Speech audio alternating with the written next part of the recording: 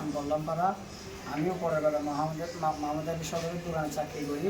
ওইখান থেকে আসার সময় রাত্রে 10:40 আমি ওইখান থেকে আসার সময় নতুন ব্রিজে এদিক দিয়ে আসতেছি, তখন আমাকে 3 জন হামলাকারী এখানে আটকে আমার মোবাইলপত্র সব নিয়ে দিতে চাইছে।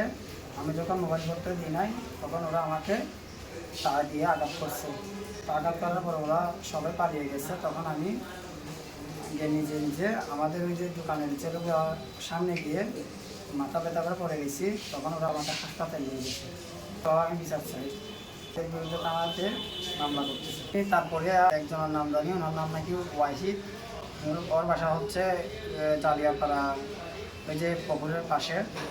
ওর বাবার নাম নাকি বসির আহমদ।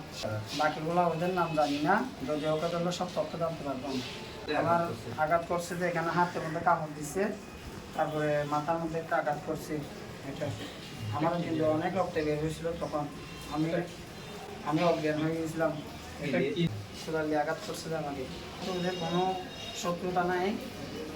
ওরা যখন আমার থেকে মোবাইল চাইছে, আমি যখন মোবাইল দিই নাই, আমাকে জোরাজুরি করে ওরা আঘাত করছে। যে তারপরে ওরা আমার থেকে মোবাইল নিতে পারেনি। সময় যাওয়ার সময় প্রতি রাত্রে এখানে দেখি করে। আমি ওদের জন্য বিচার চাই। টাকা পয়সা যা থাকে মোবাইলপত্র সব নিয়ে নিই।